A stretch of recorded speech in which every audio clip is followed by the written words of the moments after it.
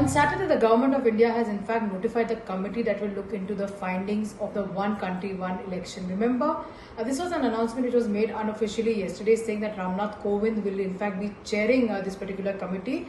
Ramnath Kovind being the former president of the country.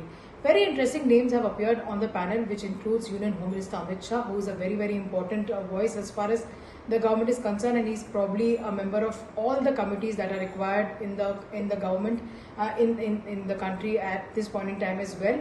Adhir Ranjan Chaudhary is the leader of the House of the Lok Sabha as far as the Congress party is concerned. He's the Congress party leader. He finds a mention in this committee. Also, a very interesting political name, finding a name mentioned in the committee is that of Ghulam Nabi Azad. Now, Ghulam Nabi Azad is the former leader of the opposition in the Rajya Sabha for the Congress party. He is also the former Chief Minister of the state of Jammu and Kashmir.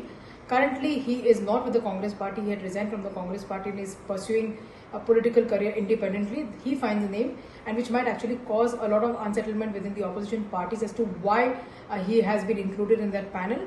Harish Salve, a known legal eagle, he'll be part of that committee. Of course, there are officials who are there from the CVC and of course officials from the Finance Commission who have found to be a part of this committee as well. The committee's task is cut out, even though there is no timeline as far as that is concerned, given the fact that they have to look at the possibility of conducting one country, one election.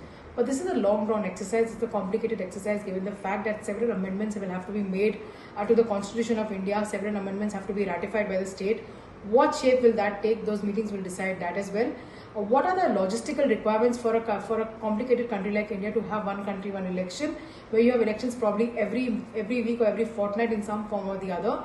Do we have the kind of a manpower that is required for that? Do we have the kind of VPATs or probably voting machines for that?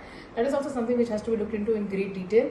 That is something which the committee will also examine, given the fact that yes, this is an initiative that has now been taken. But it is also going to cause a lot of unrest amongst the opposition parties, given the fact that the Congress party has found space in the committee. But there are several other opposition parties who say that they are powerful in their own respective states. For example, Bengal, where Mamata Banerjee's TMC is in power, or DMK's Stalin is in power in Tamil Nadu. Why no representation? Why no representation for them, and why not representative as far as they are concerned? That is also the question that they will continue to ask as well.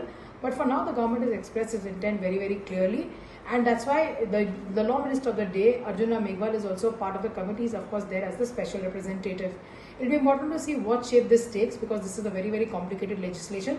Not only are you looking at probably setting up legislation pattern for one particular election, but whether it can sustain as a continuous process is also something which the committee will have to look at.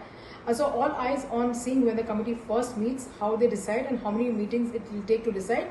But there is a lot of speculation that is doing the rounds, given the fact that the government has called for a special session of parliament from 18th to 22nd of September. And if at all, the government decides to take any headway as far as that is concerned, that also remains to be seen.